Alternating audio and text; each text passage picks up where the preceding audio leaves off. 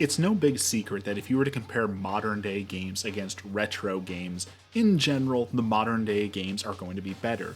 They have quality of life, they have convenience, they have much bigger stories, better graphics, better controls.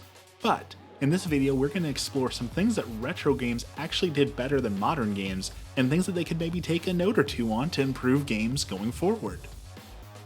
Here we have Binding of Isaac. It looks nice, it's actually got a retro feel to it, but it's a more modern game, but let's compare it to a retro game really quick.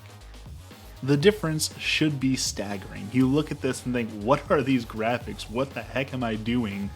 What is on the screen? What is going on? Truly, modern game better in this example. Now this is a whole series that I'm planning on doing, but for today's video we're going to focus specifically on tutorials and getting to jump right into the game. There exist some games, not going to name names, that have tutorials that are said to last over 30 minutes. Some that last 2 hours, 3 hours, 5 hours, even some that people claim to last 20 hours. Yes, I'm looking at you, Final Fantasy 13. Some people say that the tutorial in this game can be legitimately said to be 20 hours long, which is just absolutely mind-boggling. How can you spend 20 hours learning to play a game? And not the point of this video, but worth saying that Final Fantasy 13 wasn't all that well received or even a good Final Fantasy game. So all that tutorial for a wasted effort for a game that most people don't even remember playing or like to play. It's again, mind-boggling. Now certainly there are some games like Red Dead Redemption 2 that you could say the tutorial or intro to play is, an hour or two long because that's the kind of story building. It's got a slow burn because it has a story to tell and it needs that time to establish the characters and establish the world. And while I have no problem with that, I definitely think telling a story is a very important part of some games, not all games, but some games. You definitely need a way to skip it. Every time I want to play Grand Theft Auto 5 again, or Red Dead Redemption 2, Skyrim, or even like Fallout 3, I stop and say, you know what, I want to play that, but I don't want to sit through 5 hours of the beginning story before I can actually play the game.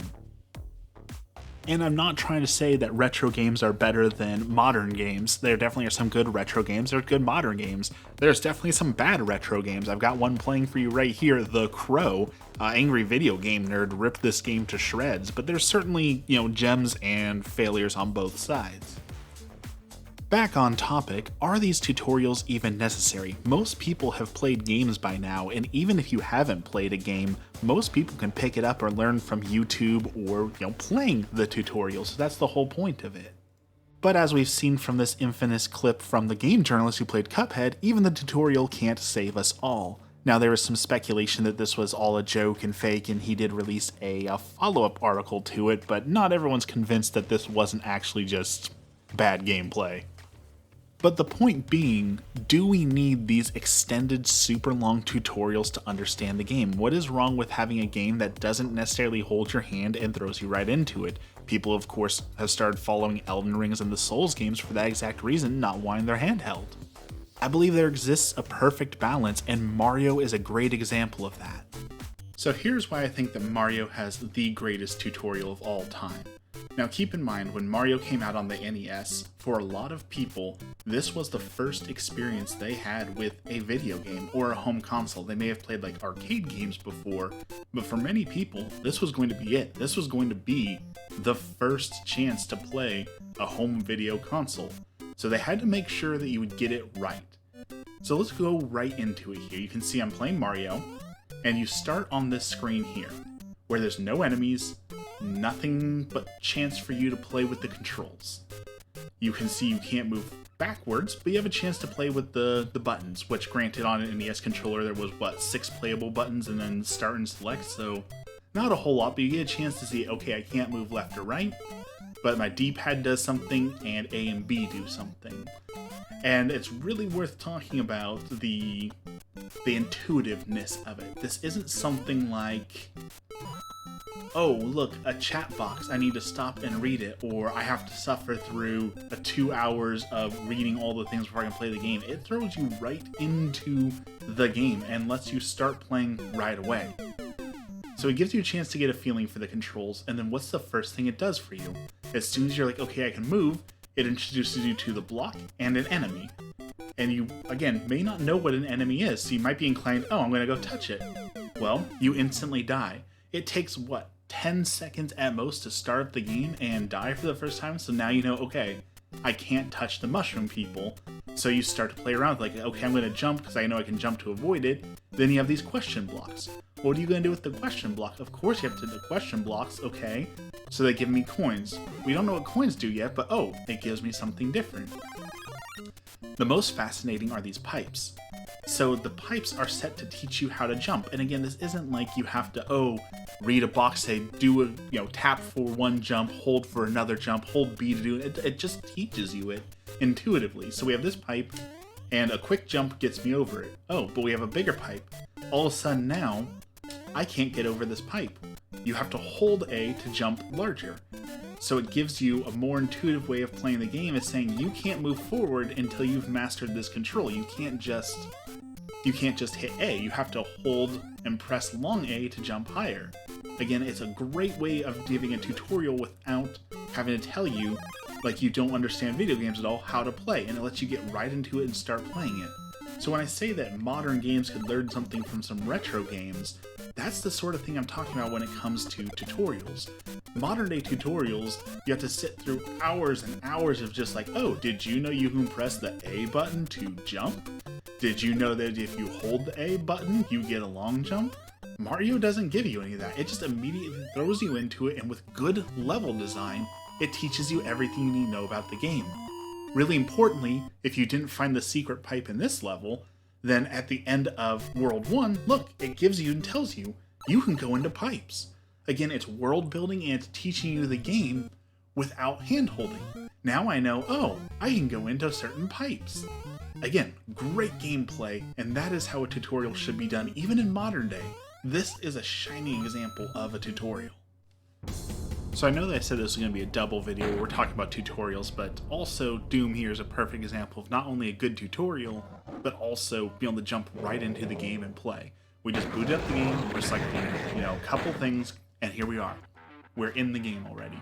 We are playing the game.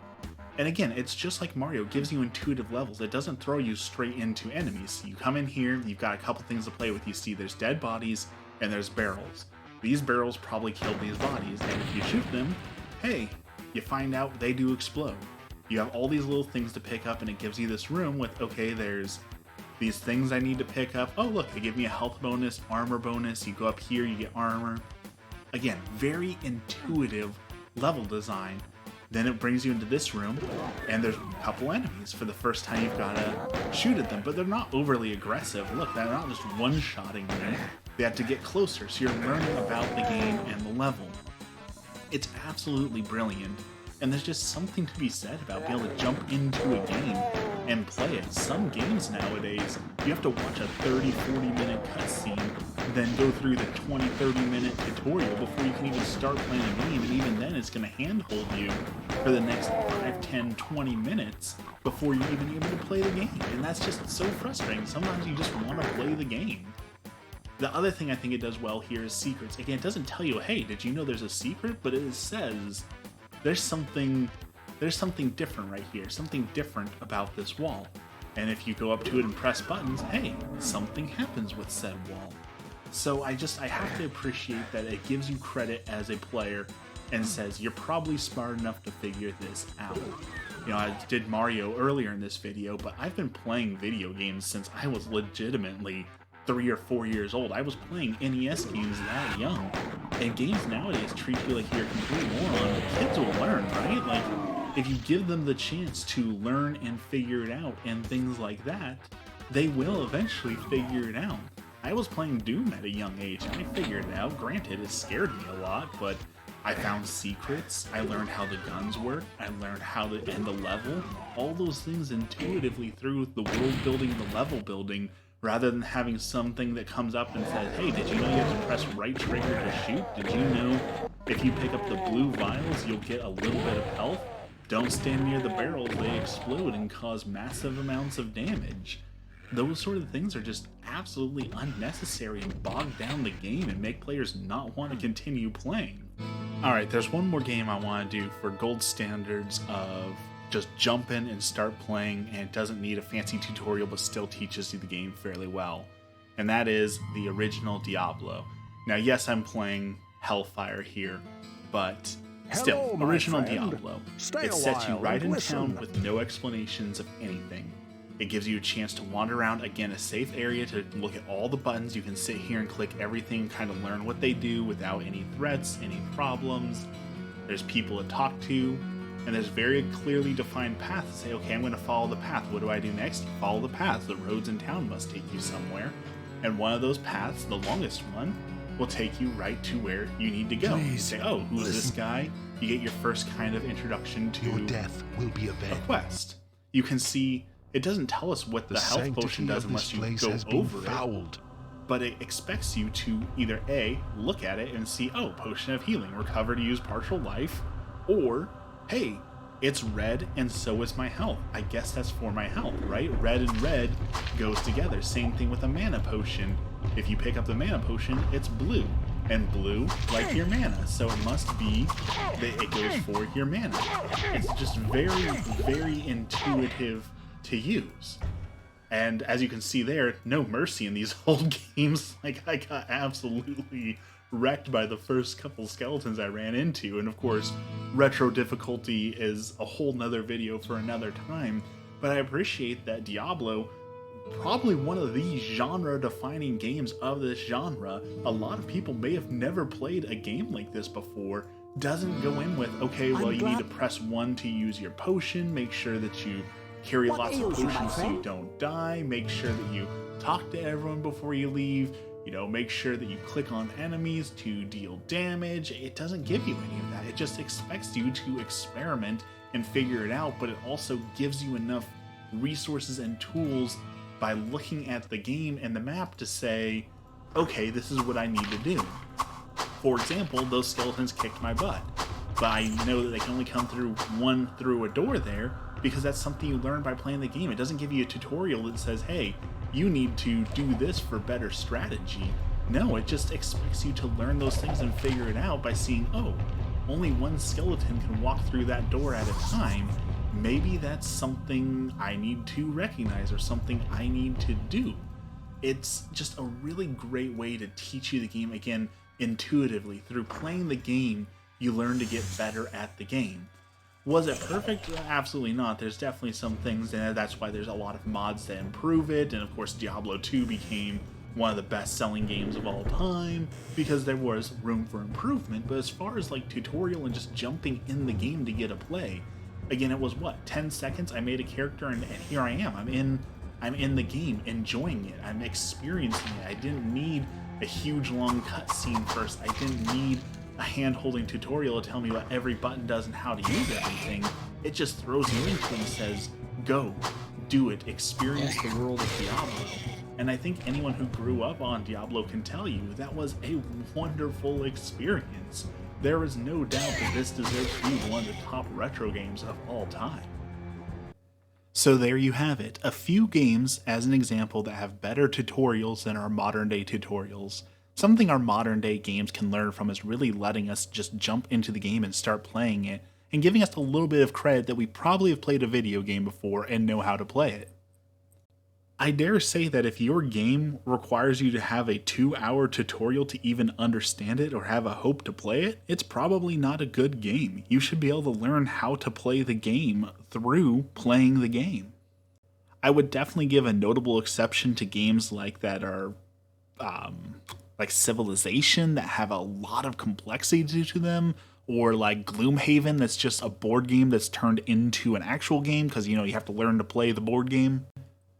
But for the most part, I feel like most people could figure out a game with a little bit less tutorial and a little bit better world building. Hey, if you've made it this far, thank you so much for sticking with me. Don't forget to give a like and a subscribe. That really helps my channel out. Thank you for watching this video and have a blessed day.